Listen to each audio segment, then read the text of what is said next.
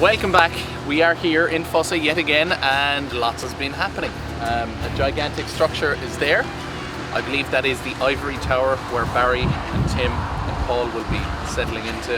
It has been brought to my attention that apparently I don't know anything about construction. So welcome to Construction School.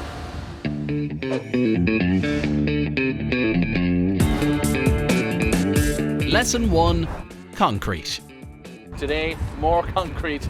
I thought we were kind of done with all of it, but the amount of trucks that I saw here today, I'm guessing there's still quite a bit more concrete to be poured. I think about 400 cubes in total, so I think at the moment there's about 240 going in. This is the gin lab, shop and gin lab here, so we've been prepping it for the last probably 2 weeks. Steel, it's probably 25 ton of steel gone into it, a lot of shuttering, pipe work and everything, so all hinges on today. It's pumped in roughly, and we have to rake it and screed it to get it to the right level.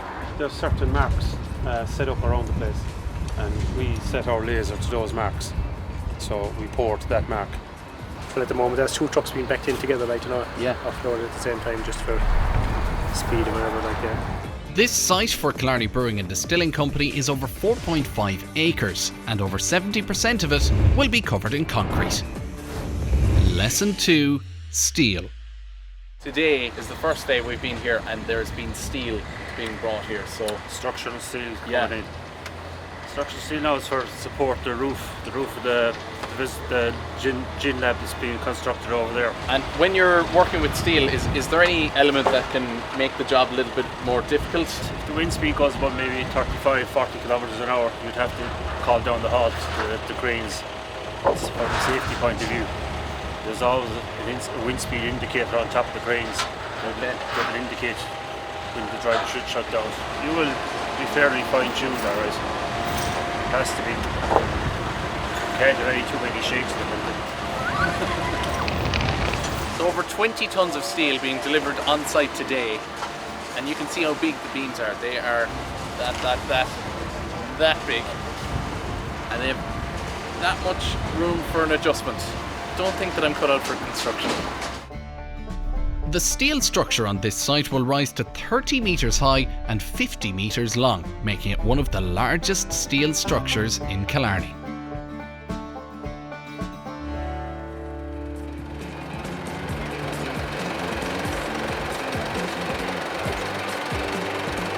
Right, we're on a building site, and the most important thing on a building site is no, not bricks, no, not cement, no, not builders, tea. I've heard this is the only spot on site where there's a kettle. Hello! The lights are on, but nobody's home.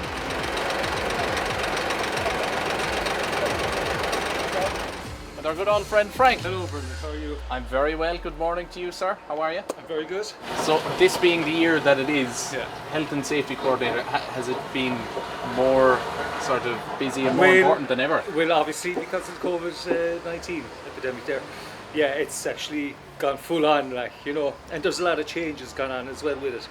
But it's the same right across the board, So once you nail it down, it's you're and get on top of it, it's fine. We have a lot of space, so there's plenty of room for people to work at the moment. The further on the project goes, the tighter it gets. But at the moment, it's very good at the moment. What's the busiest part of your day, or is it pretty much from the get-go to the very end? Here early and leave late. That's basically it.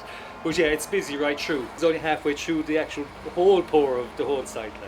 You're the only spot with a kettle here. Well, that's actually the boys' kettle, and you know what? They actually they put the tea bags in the kettle while they boil it. Are you serious? Well, I'm serious. Yeah. So this is the famous cup of tea. How do you make it?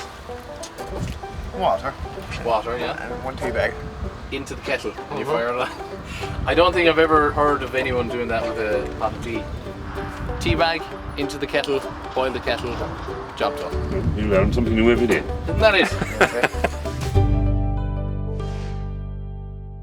Day 1 of construction school finished at long last.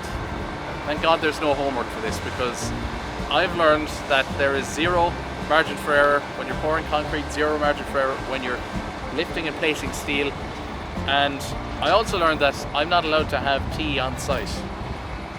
And they also make it in a kettle anyway. So I don't know. I think I'm just going to let them do their construction, and I'll let me go home, have a nice cup of tea. And when I'm back here next time, I'm assuming we'll have bigger buildings, more concrete will have dried, and lots more steel.